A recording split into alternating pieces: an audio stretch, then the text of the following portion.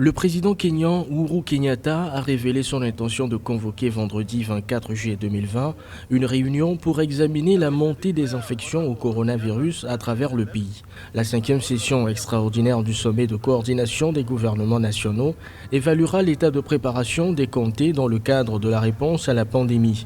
Le ministère kényan de la Santé a par ailleurs signalé ce 20 juillet 418 nouveaux cas de Covid-19, portant à 13 771 le nombre total d'infections dans le pays. Le nombre d'échantillons testés au Kenya s'élève désormais à 246 361 pour 5 616 guérisons et 238 décès.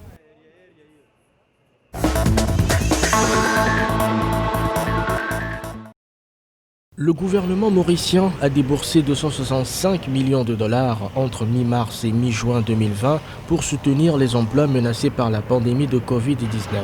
Une initiative intervenant alors que les autorités s'attendent à une contraction de 13% de l'économie nationale d'ici fin 2020. Ainsi, le Trésor national mauricien a versé 205 millions de dollars pour un programme d'assistance à plus de 268 000 salariés, tandis que 197 000 travailleurs indépendants ont reçu 60 millions de dollars au cours de la même période. Avec plus de 343 cas de Covid-19 confirmés à ce jour, l'île Maurice a annoncé un budget de 2,5 milliards de dollars pour relancer son économie au cours de l'exercice 2020-2021.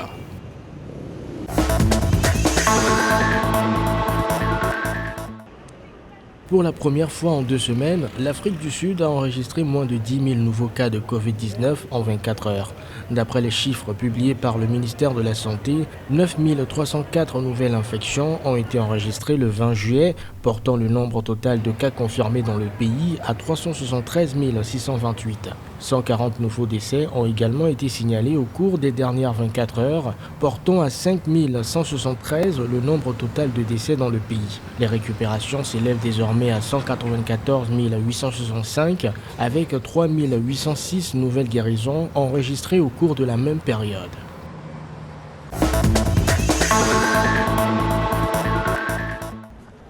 Licenciement de plus de 13 500 employés en Angola. Les établissements d'enseignement supérieur ont suspendu le contrat de travail de ces personnes au milieu des difficultés financières provoquées par la pandémie de Covid-19.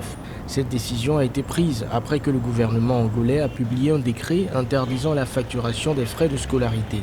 Un total de 7 000 personnes ont perdu leur emploi en Angola depuis mars 2020 et les chiffres pourraient atteindre 12 000 avant la fin de l'année, selon l'inspection générale du travail du pays. L'Angola a jusqu'à présent signalé 749 Covid-19, dont 29 décès et 221 guérisons.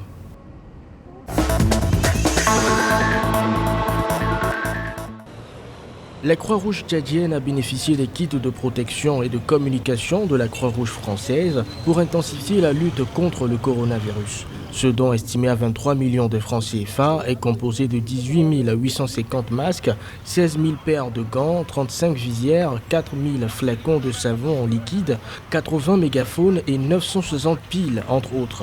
Ces équipements sont destinés aux communautés urbaines du 8e et 10e arrondissement de la ville de Djamena.